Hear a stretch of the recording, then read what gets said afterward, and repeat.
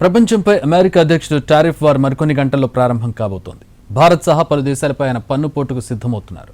ప్రతీకార సుంకాలు విధించడానికి ఇదే సరైన సమయం అంటున్న వైట్ హౌస్ ఏ స్థాయిలో పన్ను వేయబోతోందన్నది మరికొన్ని గంటల్లో తేలిపోనుంది. ట్రంప్ దెబ్బకి ఇప్పటికే మార్కెట్లు కుప్పకూలాయి. భారత్ సహా ఏ దేశానికి మినహాయింపు లేదని ట్రంప్ ఇప్పటికే స్పష్టం చేశారు. కేంద్రం ఇప్పటికే పలు అమెరికన్ ఉత్పత్తులపై పన్నులు తగ్గించింది. అయినా కూడా ట్రంప్ మాత్రం వాత తప్పదంటున్నారు. తమపై ఎక్కువ పన్నులు వేసే దేశాల్లో భారత్ ముందుందంటూ పలుమార్లు ప్రకటనలు చేసిన ట్రంప్ ఆ స్థాయిలోనే పన్నులు బాదే అవకాశం కనిపిస్తోంది.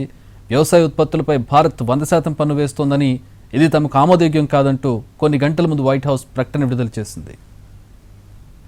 అమెరికా ప్రభుత్వ ఉద్యోగుల సంఖ్యను తగ్గించడం లక్ష్యంగా పెట్టుకుంది. ఆరోగ్య విభాగంలో కోతలు మొదలుపెట్టింది. ఆరోగ్యం, మానవ సేవల విభాగ ఉద్యోగులను తొలగింపు నోటీసులు పంపడం ప్రారంభించింది.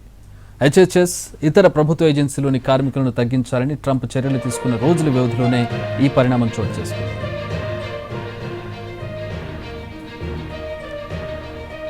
అంటువ్యాధుల పర్యవేక్షణ, ఆహారం, ఆసుపత్రుల తనిఖీ, సగానికి పైగా దేశ జనాభా ఆరోగ్య బీమా కార్యక్రమాలను పర్యవేక్షించడంలో అమెరికా ఆరోగ్య విభాగం కీలకంగా వ్యవహరిస్తోంది. అయితే ఈ డిపార్ట్మెంట్ పునర్వ్యవస్థీకరణలో భాగంగా 10,000 మంది ఉద్యోగులను తొలగించనున్నట్టు ఆరోగ్య శాఖ ప్రకటించింది. దీని ద్వారా ఏడాదికి దాదాపు $1.8 బిలియన్ ఆదా అవుతుందని తెలిపింది. కార్మిక శక్తిని 82,000 నుంచి 62,000కు తగ్గించనున్నట్టు తెలుస్తోంది. వీరిలో ముందస్తు పదవీ విరమణ తీసుకునేవారు సహా బయౌట్ ఆఫర్ పొందేవాళ్లు ఉన్నారు.